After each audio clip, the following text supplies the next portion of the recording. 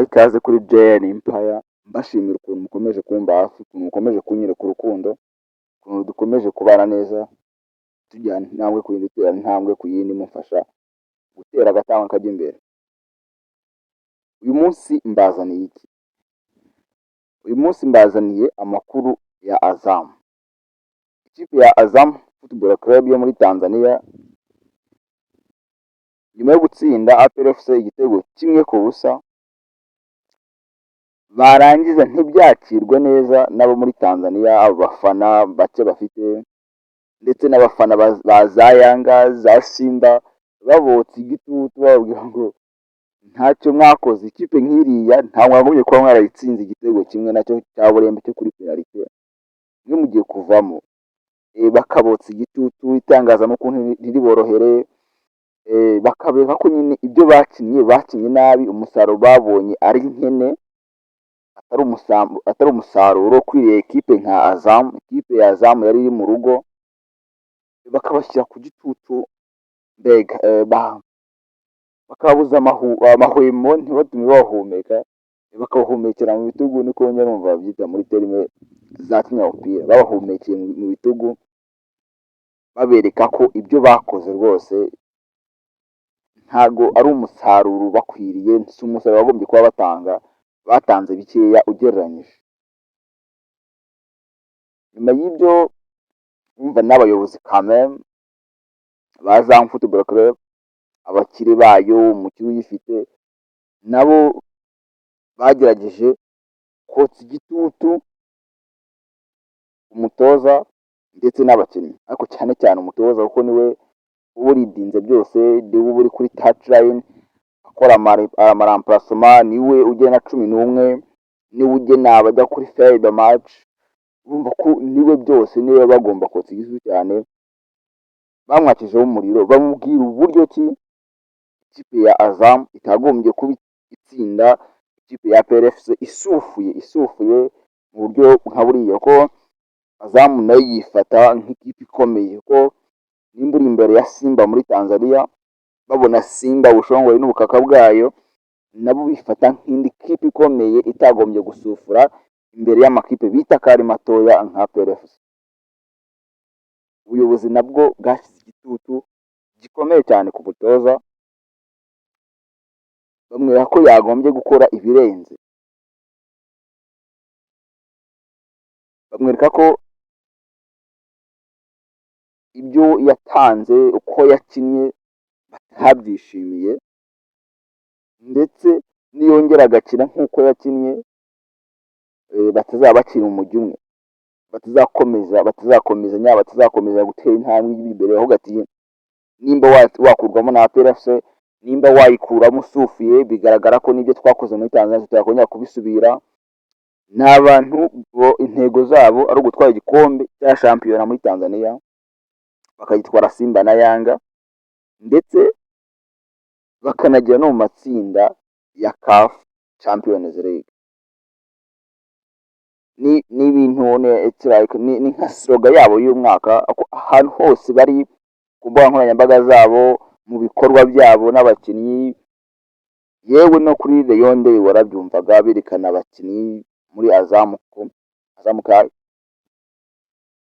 naho bagarukagamo ko intego ni amatsinda ndetse no gutwara igikombe cya shampiyona muri Tanzania. Abantu bafite imitekerereze nk'iyo ngiyo rero, kubereka umukino nk'uriya kameme ikipe ya APR FC yashaka gutsinda, byongeye ariko cyane cyane bari bagiye badashaka gukora win, bashakaga byibura resulta nziza yo hanze ishobora kuba draw, biba byiza cyane ikaba win. Gukina n'ikipe ishaka draw birakuvuna kuko iyo iba iboroka, iba yakoze block, none kubasha gukuraho iyo block mu kindi ibitego byinshi bivuna ikipe cyane, bigatuma nawe ukina nabi kuko iba ije kwica je yawe. Nimba ikipe irakina anti game, ngo urakina ibintu bo ntabyo bashaka gukina, ahubwo barashaka kwica ibyo urimo urakina.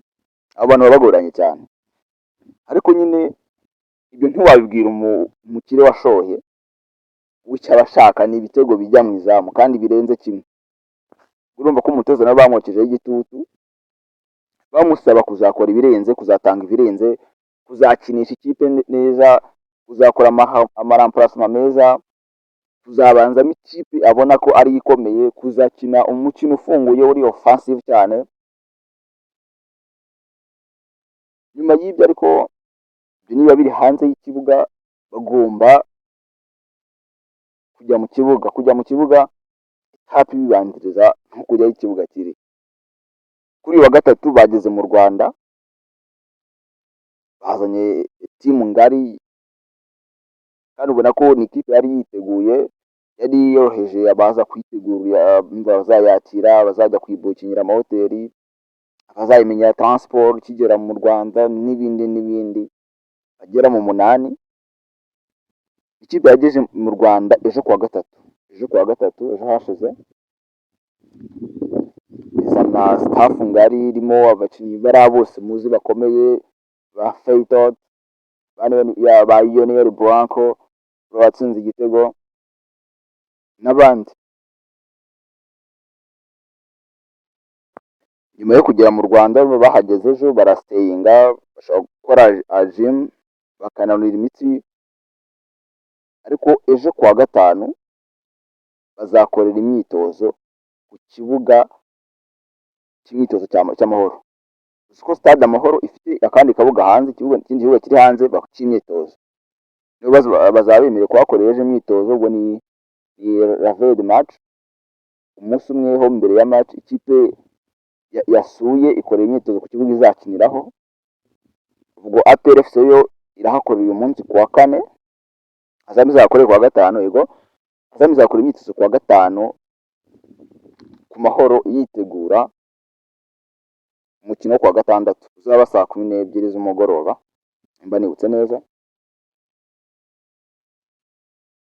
N'umukino baje bakaniye kuko n'abakinnyi ubwabo message batangaga bavuga ko muri Tanzania batakinnye, muri Tanzania ntago batanze ibyabo kuko barimo barareponda ku gitutu bashyizweho ko abakinnyi nabo ni abantu, imbari izo mbuga nkoranyambaga bazibaho, babona ibirimo biravugwa, ari ibyo bitangazamakuru barabikurikira, babumva ubusesenguzi, nabo intego nta yindi ni ukuza gutsindira APR mu Rwanda, kandi noneho bagatsinda bakonveka avec manière gutsinda ukonveka, ugatsinda ibitego 2-0, 3-0, nyine ubona ko ikipe wayushije wayidomine.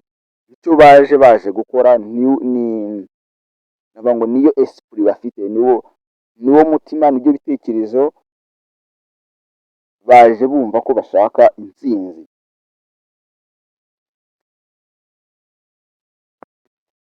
Azamu baje kare, bagiye kumenyera klima yo mu Rwanda, baje kumenyera klima yo mu Rwanda, usibye ko si n'ubwa mbere bayigezeho muri iyi minsi, cyane ko mu ntangiriro z'ukwezi kwa 8 bari baje mu munsi mukuru wa Rayon Sport, Rayon Day, banagerageza kwitwara neza, babasha gutsinda Rayon Sport igitego 1-0.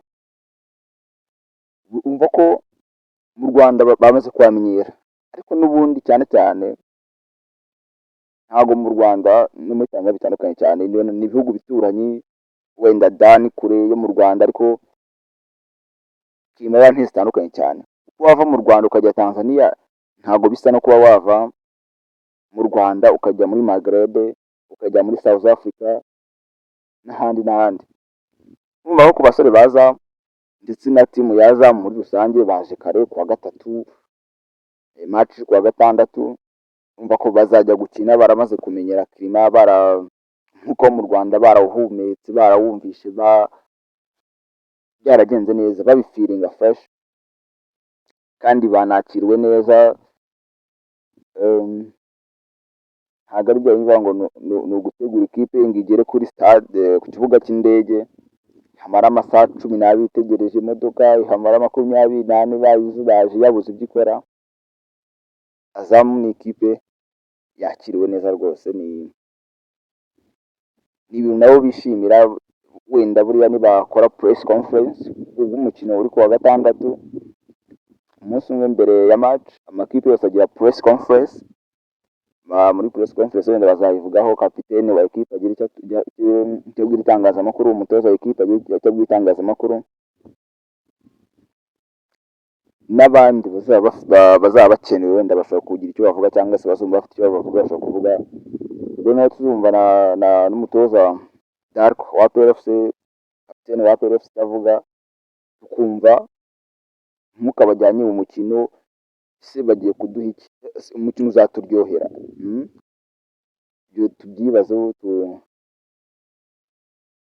turebe nimba rwose umukino uzaba umeze neza.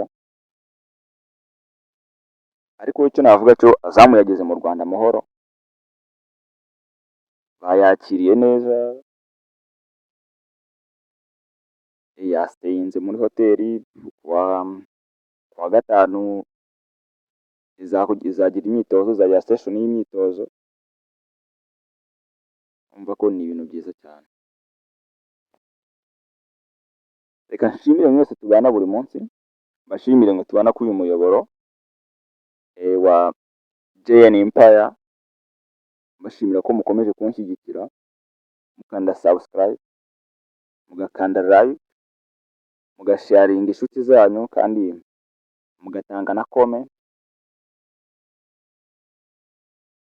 Comment ni nziza, zituma twimprovinga, dukora byiza kurushaho. Ushobora gutangamo icyifuzo, ugatanga igitekerezo gisanzwe uko ubibona, cyangwa se icyo ubona twakaguhaye tukaguha. Ariko like comments, mugiye mukomentinga, tubiha umwanya, tubiha agaciro kandi gakomeye, tukareba ngo ni iki public yacu ishaka. Buriya utareactinze na public ntiwamenya icyo kubaha n'icyo kureka, ariko public iyo yakoresheje umenya aho ugomba gushyiramo imbaraga,